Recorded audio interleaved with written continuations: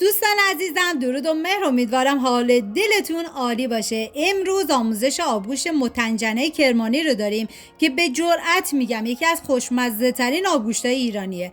این آبگوشت طعم خاصی داره و بعیده که بعد از یک بار خوردن آن طعم خاص و متفاوتش رو فراموش کنی.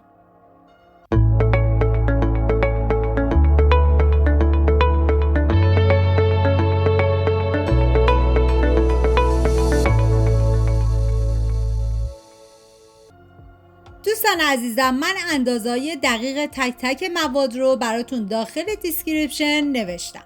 حالا ما تو مرحله اول نخودی که 24 ساعت قبل خیس کردیم و چندین مرتبه آبش رو عوض کردیم، مقدارش رو توی این مرحله میریزیم داخل غذاساز و پیاز رو هم خورد میکنیم و بهش اضافه میکنیم. ببینید در قدیم از هاون سنگی استفاده میکردم و اگر شما هم هاون سنگی داریم میتونیم بریزین داخل هاون و کاملا بکوبینش و اگر نداشتیم مثل من میتونیم بریزین داخل غذاساز. و برگه زردآلو رو ما 2 ساعت قبل خیسش میکنیم و بعد از اون میریزیم داخل ظرفی به وسیله گوشکوب دستی کاملا لهش میکنیم و بهتون پیشنهاد میکنم که حتما این آبگوشت کرمانی رو درست کنید که میشه پای ثابت غذاهاتون. پیاز رو هم کاملا ریزش میکنیم و حالا داخل قابلمه من دنبه گوسفندی ریختم و بعد از اون زیر حرارت رو خیلی کم میکنم و میذارم تا دنبه ها کاملا سرخ بشه و اینجا یه هم میزنم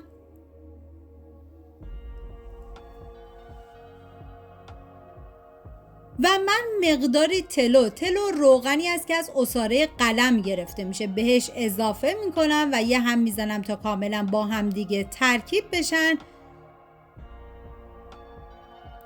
واقعا نمیدونم از طعم آبگوشت بگم یا از عطر و طعم و بوی خاص این غذا و بهتون میگم که حتما دست به کار بشین درست کنی. و حالا پیاز رو بهش اضافه میکنم و یه هم میزنم و میذارم تا پیاز سرخ بشه.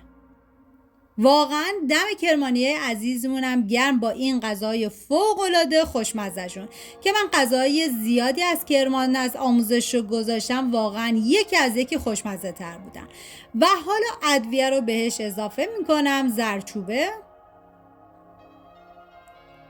فلفل سیاه و نمک رو میذارم برای مرحله آخر. هم میزنم و میذارم تا ادویه ها تفت بخورن و عطر ادویه ها آزاد بشه. این آبگوشت متنجنه کرمانی رو بیشتر برای نظریاشون درست میکنم و یه آبگوشت خیلی خاصی هم هستش. و حالا گوشت رو بهش اضافه میکنم و یه هم میزنم و میذارم تا گوشتمون کمی سرخ بشه و تغییر رنگ بده.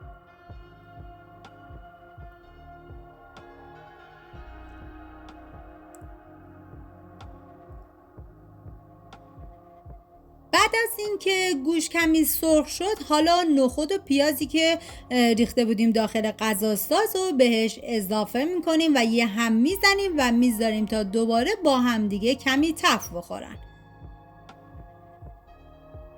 واقعا تنوع آبگوشت توی ایران ما خیلی زیاده و یکی خوشمزه تره، ولی این آبگوشت واقعا یک ترکیب خاصی بود و یه عطر و بوی خیلی خاصی هم داشتش و برای همین میگم که جزء بهترین آبگوشتا هستش.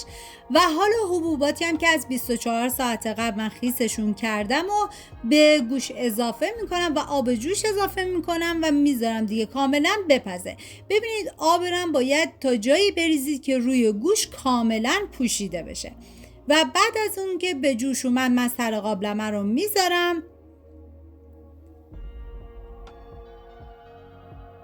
و بعد از تقریبا نیم ساعت 40 دقیقه بعد از اینکه من گذاشتم گوشت بپزه، سر قابلمه رو برداشتم و بهش اضافه کردم و همچنین برگه زردآلویی که کاملا لهش کرده بودیم و یه هم میزنیم تا کاملا با هم دیگه ترکیب بشن.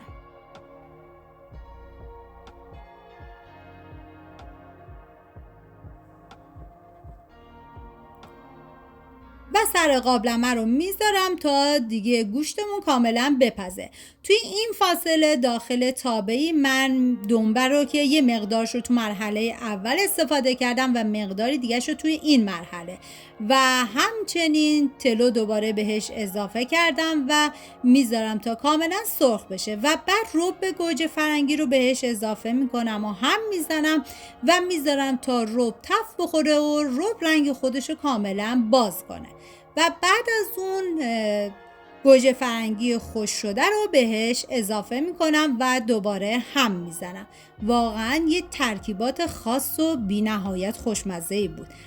و بعد از اینکه گوجه خوش شده ما هم کاملا تفت خورد، حالا شنبلیله خشک و جعفری خشک و ترخون رو بهش اضافه میکنیم و دوباره یه هم میزنیم. ببینید شما حتی میتونید از سبزی‌های تازه مثل شنبلیله تازه، جعفری تازه، ترخون تازه هم استفاده بکنید، ولی از خشکش استفاده بکنید به نظر من عطر و بوی خیلی بهتری داره.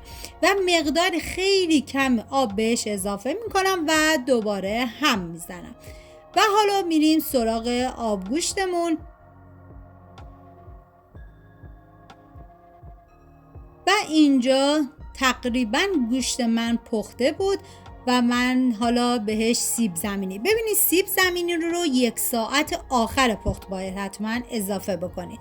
و حالا من سیب زمینی رو میریزم و موادی که آماده کرده بودم من بهش اضافه میکنم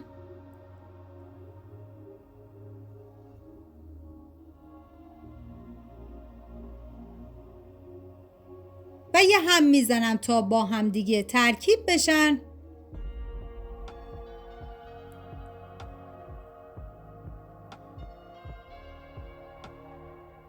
و بعد سر قابلمه رو میذارم تا دیگه این آبگوشت خوشمزه ما جا بیفته.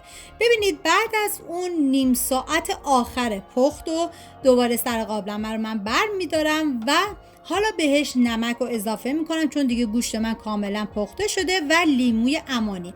حتما لیمو عمانی تلخیش رو بگیرید از 2 ساعت قبل بذارید داخل آب جوش تا تلخیش کاملا گرفته بشه و دیگه یه هم میزنم و میذارم تا این آبگوشت خوشمزه ما کاملا جا بیفته و زمان پخت این آبگوشت 3 ساعت و نیم تا 4 ساعت با حرارت کم بود.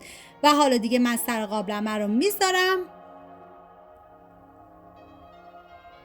و اینم از آبگوشت خوشمزه ما. اگر ویدیو مورد پسندتون بود و تا این لحظه کانال رو سابسکرایب نکردید خوشحال میشم سابسکرایب کنید و اگر ویدیو رو دوست داشتید لطفاً ویدیو رو لایک کنید. لایک شما باعث میشه که این ویدیو در معرض دید افراد بیشتری قرار بگیره و از این طریق هم از من حمایت میکنید. مرسی از همراهی همیشگیتون. تا یه خوشمزه دیگر، بدرود.